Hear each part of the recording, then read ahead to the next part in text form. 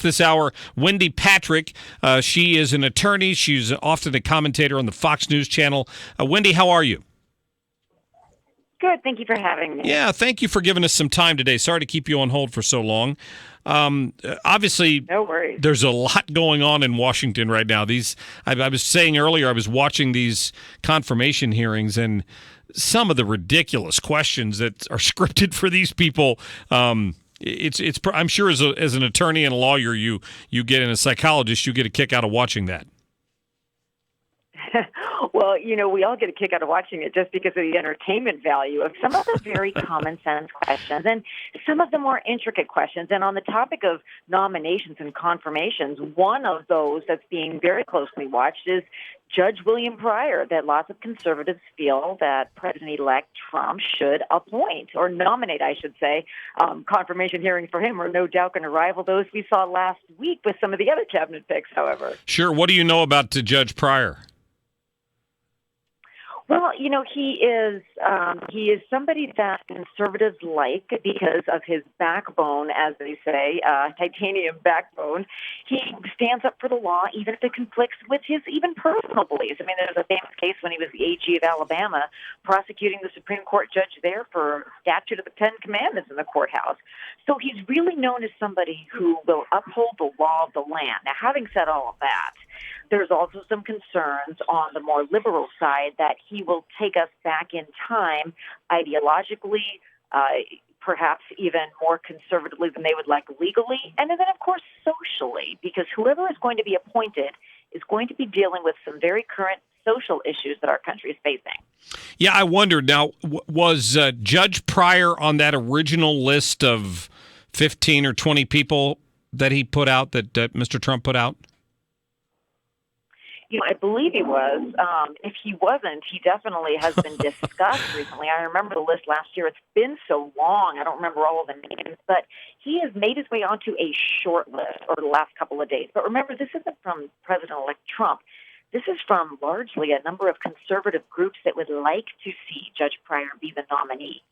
Trump may name somebody else. Remember, although Judge Pryor met with Trump over the weekend, so did Mitt Romney during that one weekend last year, and everybody speculated what's he going to appoint him to. So far, he hasn't appointed him to anything.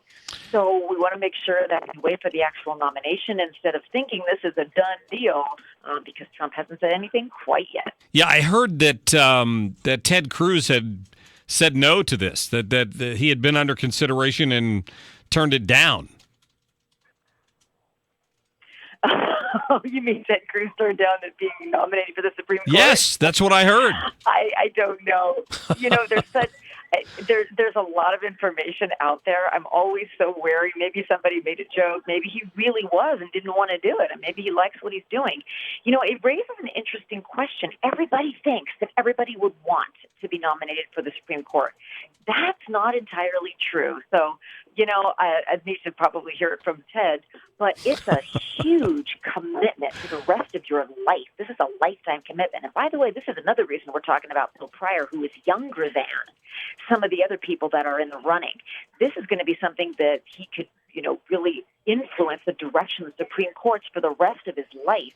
Now, you add that to the fact that Trump may be making a couple of more Supreme Court picks, even if he just serves a 4-year term due to the age of some of the sitting justices. Yeah, that's a good point. And Mr. Pryor, Judge WIlliam Pryor that you mentioned, is 56, I think, or 54 is what I read. So, he would be... somebody 30 years on the bench. Yeah, exactly. And I'm assuming Ted Cruz would have too, because he's got to be about that same age. Ted Cruz is about a decade younger, so that would have been 40 years on the bench. Yeah, that's true. Yeah, very good. Yeah, I had to wonder when I saw that, because it suggested that he still had higher aspirations as in another presidential run at some point. And I know you're not prepared for this, but the thought crossed my mind. I wonder if somebody's ever been appointed to the Supreme Court, served for 15 or 20 years, resigned, and then went back into political life. I'm prepared for anything, given the amount of these interviews I do. You can ask me anything. I've never heard it. I don't think so. But isn't it an interesting question? Yes, because indeed. Let me tell you, statewide, I've had people leave my law office, go on the bench, and then come back because they didn't like being a judge. So your question is right on the money in terms of anything's possible. And I'll tell you, given what we've seen in the last year alone, anything's possible. That's a great point. Wendy Patrick, thanks so much for your time today. Is it legal? I don't know, but it's possible. That's true. You have a great day. Thank you. Appreciate it. Dr. Wendy Patrick, she's an attorney. She's a PhD.